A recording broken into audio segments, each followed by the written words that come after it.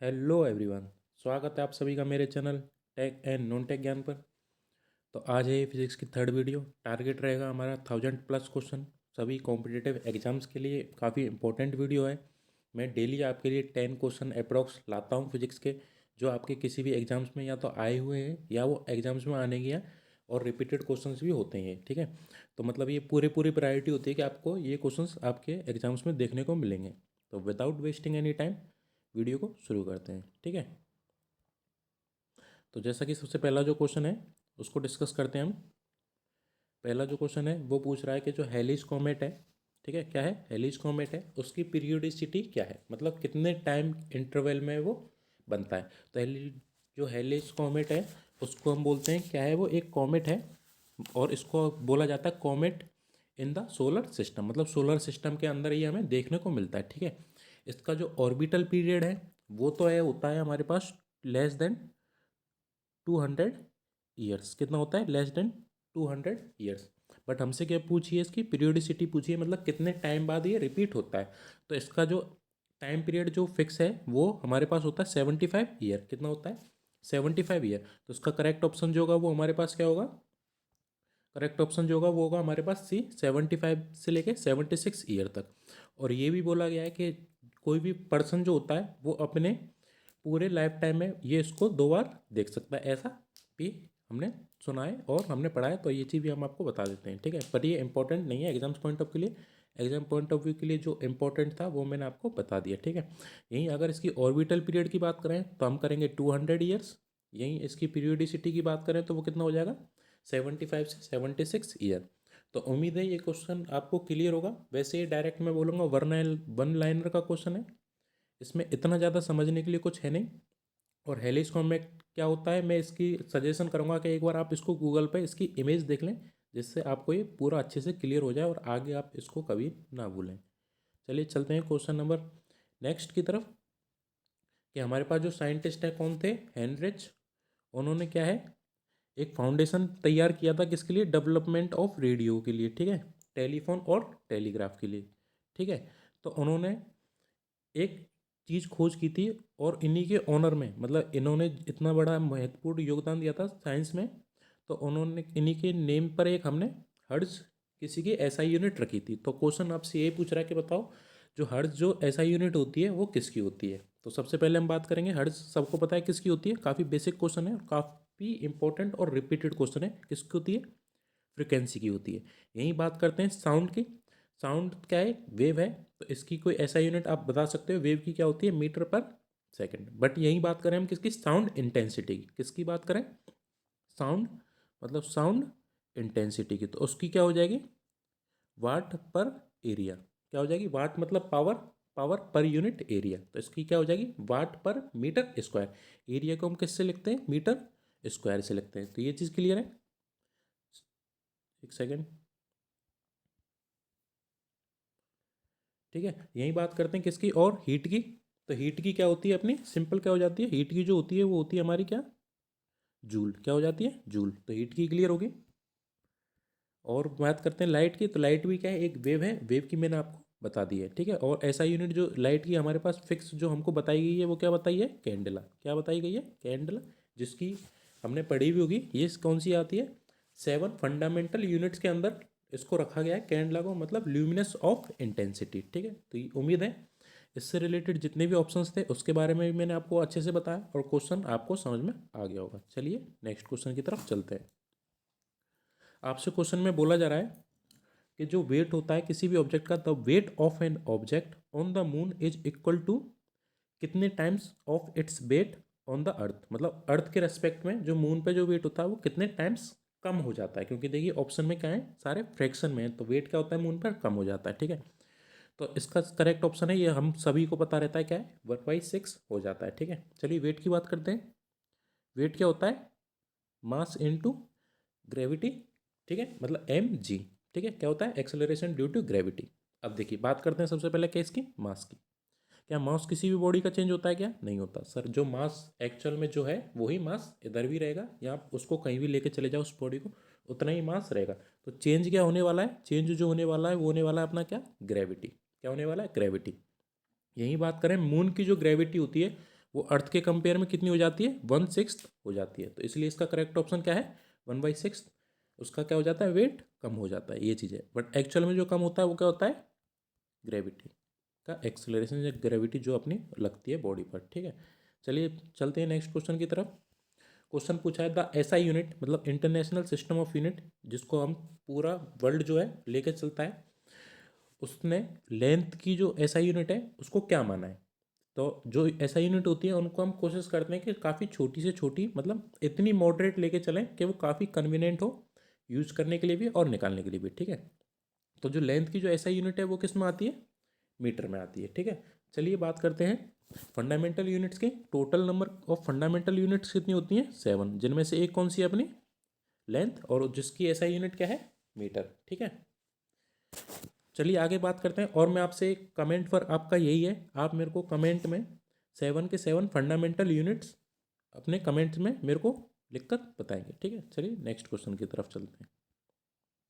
Question है आपके पास, which of the following instrument measure infrared radiation, ठीक है। कोई क्या है, इंफ्रारेड रेडिएशन को किस इंस्ट्रूमेंट से हम चेक करते हैं, ठीक है। तो उसका करेक्ट आंसर जो होगा वो होगा क्या, अपना बोलोमीटर। क्या होगा, बोलोमीटर। बोलोमीटर क्या करता है, एक वो इंस्ट्रूमेंट है जो कि रेडिएशन को नापता है, ठीक है। क्या होता है, बोलोमीटर क्या होता है, एक वो इंस्ट्रूमेंट है जो कि रेडिएशन को नापता है, ठीक है। यही इसी की बात करते हैं कैथेटोमीटर की। तो कैथेटोमीटर क्या नापता है, जैसे कि मान लीजिए कि ये कोई ऑब्जेक्ट है, इसकी हमने ये क्या नापी, वर्टिकल डिस्टेंस। तो कैथेटोमीटर क्या नापता है, वर्टिकल डिस्टेंस नापता है, ठीक है। तो ये चीज़ क्लियर है। एक और ऑप्शन को देखते हैं। उसके बाद हमारे पास क्या है, पायरेलियोमीटर। क्या है, पायरेलियोमीटर। ये क्या करता है, डायरेक्ट बीम सोलर रेडिएशन को नापता है। क्या करता है, डायरेक्ट बीम सोलर रेडिएशन। ये किसको नापता है, डायरेक्ट बीम सोलर रेडिएशन को कौन नापता है, पायरेलियोमीटर नापता है, ठीक है। तो उम्मीद है मैंने सारी चीज़ आपको क्लियर कर दी। और फोनोग्राफ क्या है, इस ऑप्शन को भी देख लेते हैं। फोनोग्राफ एक वो टेक्निक है जिसकी मदद से आप साउंड वेव को बना सकते हो और रिकॉर्ड कर सकते हो। तो ये इतना इंपॉर्टेंट नहीं था, इसलिए मैंने इसको अभी डिस्कस में कर दिया, पर ठीक है। चलिए नेक्स्ट क्वेश्चन की तरफ चलते हैं। The why do water droplet always take a round shape when drop on to a plane surface, ठीक है। जो प्लेन सरफेस पे जो होता है, मतलब अगर हम वाटर ड्रॉपलेट को, मान लीजिए क्या है, कोई प्लेन सरफेस है, इस पर वाटर ड्रॉपलेट आ गई, तो ये क्या होता है, एक राउंडेड शेप ले लेता है। तो इसका करेक्ट आंसर जो होगा वो किसकी वजह से होता है, सरफेस टेंशन की वजह से होता है। अब सरफेस टेंशन क्या है, इसके और क्या क्या एग्जाम्पल्स हैं, मैंने पिछली 2 क्लास में भी एक्सप्लेन किया है। तो सरफेस टेंशन के बारे में अगर आपको जानना है क्या होता है, तो मैं आई कार्ड में किसी भी वीडियो का लिंक दे दूंगा, आप उधर से जाके देख सकते हैं। वो भी काफ़ी इंपॉर्टेंट क्वेश्चन थे, ठीक है। बट मैं हल्का सा हिंट दे देता हूँ कि सरफेस टेंशन वो टेंशन है जिसकी वजह से कोई भी ऑब्जेक्ट अपना सरफेस क्या करेगा, मिनिमम करने की ट्राई करेगा। जैसे कि वाटर ड्रॉपलेट, वाटर ड्रॉपलेट कैसी होती हैं, स्पेरिकल इन शेप होती हैं। किसकी वजह से होती हैं, वो क्या रीजन है, सरफेस टेंशन, ठीक है। तो इसको, इसमें और ऑप्शन इतने इंपॉर्टेंट है नहीं बताने के लिए, तो इसका मैंने डायरेक्ट आंसर आपको बता दिया। चलिए नेक्स्ट क्वेश्चन की तरफ चलते हैं। क्वेश्चन है अपने पास, विच लॉ या principle state that when a body is immersed fully या पार्शली, मतलब कहने का मतलब है कौन सा लॉ है जो बताता है कि कोई बॉडी हमारी किसी फ्लूइड के अंदर है, या तो वो फुल्ली समझ हो, मतलब पूरी डूबी हुई हो, या पार्शली मतलब आधी डूबी हुई है आधी बाहर है, ठीक है। तो उसके ऊपर क्या लगता है, it experience and upward and displaced, मतलब उसके ऊपर क्या लगता है, एक फोर्स लगता है। तो वो कौन सा लॉ जो होता है, ठीक है। तो जो करेक्ट लॉ है वो क्या है, आर्किमिडीज प्रिंसिपल। जैसे कि हम क्या है, हम भी एक बॉडी हैं और हमारे चारों तरफ क्या है, फ्लूइड। अब फ्लूइड क्या होता है, फ्लूइड में लिक्विड भी आते हैं और गैसेस भी आते हैं। तो हमारी तरफ चारों तरफ क्या है, गैसेस। तो हमारी बॉडी के ऊपर भी क्या लगता है, फोर्स लगता है अपवर्ड, और हमारी बॉडी को भी कोई ना कोई डिस्प्लेस करने की कोशिश करता है, ठीक है। इससे हमारी वेट पर भी इफेक्ट पड़ता है। बट ये काफ़ी डीप नॉलेज है, ये हमारे कॉम्पिटेटिव एग्जाम्स के पॉइंट ऑफ व्यू से इंपॉर्टेंट नहीं है, ठीक है। तो वो किसने दिया था, आर्किमिडीज प्रिंसिपल ने यही दिया था कि अगर कोई बॉडी सबमर्ज्ड है पार्शली या फुल्ली, डजेंट मैटर, बट उसके ऊपर क्या लगेगा, एक फोर्स लगेगा, और उस बॉडी के ऊपर एक डिस्प्लेसमेंट सा होना चाहिए, फील होगा, मतलब फोर्स की वजह से। तो वो किसने दिया था, आर्किमिडीज प्रिंसिपल ने दिया था, ठीक है। उसके बाद बात करते हैं अपन किसकी, लॉज की, ठीक है। सबसे पहले बात करते हैं बॉयल्स लॉ। किसकी बात करते हैं, बॉयलिस लॉ, ठीक है। बॉयलिस लॉ क्या कहता है, बॉयलिस लॉ ने एक रिलेशन दिया था किसके बीच में, गैसेस का एक रिलेशन था कि गैसेस के बीच में जो कंप्रेशन और एक्सपेंशन जो होता है ना, कांस्टेंट टेम्परेचर, वो किसने दिया था हमको, इन्हीं भाई साहब ने दिया था। यही बात करते हैं किसकी, चार्ल्स लॉ की। किसकी बात करते हैं, चार्ल्स लॉ। चार्ल्स लॉ बोलता है कि अगर कोई गैसेस फिक्स वॉल्यूम, मतलब मैं इसको एग्जांपल के रूप में समझाता हूँ, क्योंकि अगर मैं बुकिश लैंग्वेज बोलूँगा तो शायद आपको समझ में ना आए। तो मान लीजिए हमारे पास क्या है, कोई ऑब्जेक्ट है, इसकी फिक्स वॉल्यूम होगा, इसके अंदर क्या आ गई हमारे पास, गैस आ गई। ठीक है, क्या आ गई, गैस से मैंने इसको पूरा कवर्ड कर दिया। ठीक है, तो जो इसकी जो अंदर जो फिक्स्ड अमाउंट ऑफ गैस है ना, वो डायरेक्टली प्रोपोर्शनल होगी किसके, एब्सोलूट टेम्परेचर के। किसके होगी, एब्सोलूट टेम्परेचर के, जब प्रेशर हमारा क्या रहेगा, कांस्टेंट रहेगा। तो हमारे पास, मैं इसको फिर से एक बार रिपीट करता हूँ जिससे आप इसको अच्छे से याद कर पाएँ, कि हमारे पास फिक्स्ड अमाउंट ऑफ वॉल्यूम है गैस का, वो डायरेक्टली प्रोपोर्शनल होगा किसके, एब्सोलूट टेम्परेचर के। किसके डायरेक्टली प्रोपोर्शनल होगा, एब्सोलूट टेम्परेचर के, जब प्रेशर क्या रहे हमारा, कांस्टेंट रहे, मतलब प्रेशर चेंज नहीं होगा। तो वो किसने दिया था, बॉयल्स लॉ ने, मतलब सॉरी चार्ल्स लॉ था। ठीक है, यही बात करते हैं पास्कल लॉ। तो पास्कल लॉ क्या कहता है, पास्कल लॉ ये कहता है कि जो पास्कल लॉ, आपने पूरा नाम भी पढ़ा होगा, partial pressure of pascal law. मतलब पास्कल लॉ ये कहता है कि अगर हमारे पास कोई बॉडी है, मतलब कोई फ्लूइड है, उसके ऊपर अगर मैंने कहीं पे भी कुछ चीज़ प्रेशर लगाई, तो वो पूरी फ्लूइड के अंदर इक्वली डिस्ट्रीब्यूट हो जाएगी। तो ये क्या कहता है, partial pressure of pascal law. ये मतलब पास्कल लॉ इसी को डिफाइन करता है कि पार्शियल प्रेशर पूरी बॉडी पे एक्ट होगा। जैसे कि मान लीजिए, मैं एक बार इसको स्क्रीन क्लियर करके अच्छे से समझाता हूँ आपको।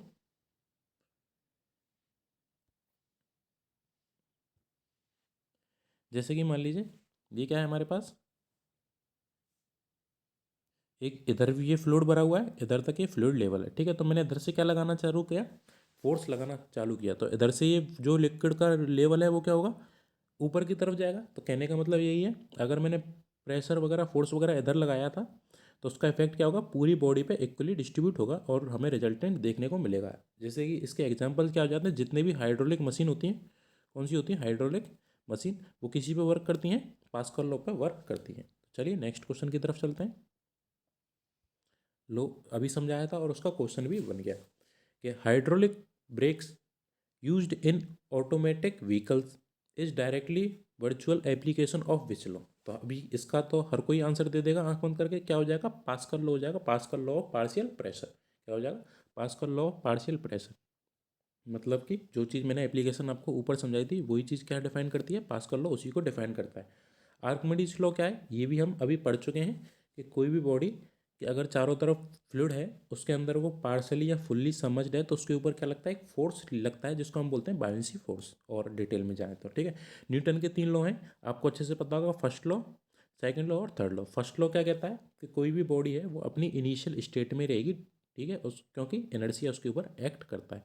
यही सेकंड लॉ की बात करें, तो सेकंड लॉ कहता है कि जो मोमेंटम होता है किसी बॉडी का, मोमेंटम जो होता है वो क्या होता है, change mass into velocity, P बराबर एम बी। ठीक है, ये क्या होता है, मोमेंटम, मतलब change in momentum is directly proportional to force. ये क्या है, न्यूटन का सेकंड लॉ है। यही बात करते हैं थर्ड लॉ की। तो थर्ड लॉ ऑफ न्यूटन बोलता है कि एवरी एक्शन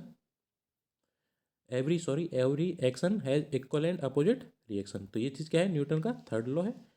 यही बात करते हैं बॉयल्स लॉ की। ये चीज़ मैंने आपको ऊपर क्लियर कर दिया, तो इसमें सारे ऑप्शन आपके पास क्लियर है। अगर आपसे इधर से कोई क्वेश्चन बनता है तो आप डेफिनेटली इसको टिक कर पाओगे। चलिए नेक्स्ट क्वेश्चन की तरफ चलते हैं। क्वेश्चन आपसे कह रहा है कि the sun heats the earth through, मतलब सन किसकी वजह से हमारी जो पृथ्वी है उसको गर्म कर देता है। ठीक है, तो चलिए सबसे पहले बात करते हैं, इसको मैं सभी एग्जाम्पल के थ्रू समझाऊंगा आपको अच्छे से। ठीक है, सबसे पहले जो आपके पास ऑप्शन है वो क्या है, कंडक्शन। तो कंडक्शन क्या है, कंडक्शन वो प्रोसेस है, इसमें क्या होती है, हीट ट्रांसफर होती है from one place to another place. But इसमें जो होता है ना, पार्टिकल का जो बॉडी के अंदर कोई पार्टिकल है, जैसे कि मान लीजिए मैं एक रॉड बनाने का ट्राई करता हूँ। जैसे कि क्या है, ये रोड है। ठीक है, एक सेकंड अच्छे से बना देता हूँ। ये क्या है, कोई रोड है, इसके ऊपर यहाँ से मैंने क्या लगा रखी है, इसको बर्न करना शुरू किया है। तो अगर मैंने इस रोड को यहाँ से पकड़ रखा है, तो मेरे को क्या फील होगा, यहाँ पर भी ये रोड ये गर्म होने लग जाएगी। तो ये किसकी वजह से होता है, कंडक्शन की वजह से होता है। मतलब इसमें हीट ट्रांसफर होती है from one place to another place, but इसमें मॉलिक्यूल का कोई भी ट्रांसफर नहीं होता। यह हमेशा किस में एक्ट करेगी, ये एक्ट करेगी सर सॉलिड में। यही किसकी बात करते हैं, चलिए कन्वेक्शन की बात करते हैं। पहला ऑप्शन मैंने आपको क्लियर कर दिया है, अभी मैंने इसका एग्जैक्ट आंसर नहीं बताया, अभी मैं बस ऑप्शन क्लियर कर रहा हूँ। आंसर के लिए मैं रेड स्केच यूज कर लूँगा। ठीक है, बात करते हैं किसकी, कन्वेक्शन की। कन्वेक्शन में भी क्या होता है, हीट ट्रांसफर होती है from one place to another place, पर इसमें क्या होता है ना, एक्चुअल मूवमेंट होता है किसका, पार्टिकल्स का।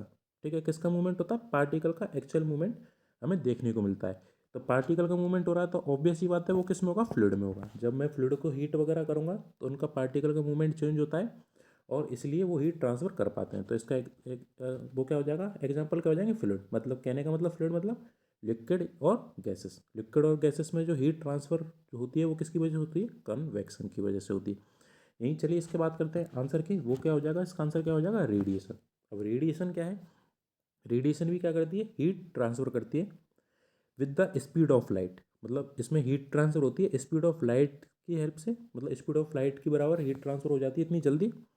ठीक है, without affecting the intervening medium, मतलब इसमें मीडियम को इफेक्ट नहीं किया जाता, डायरेक्ट जिस ऑब्जेक्ट पे ये जाएगी उसी को ये इफेक्ट करेगी, बीच में जो मीडियम है उसके ऊपर कोई भी इफेक्ट नहीं पड़ेगा।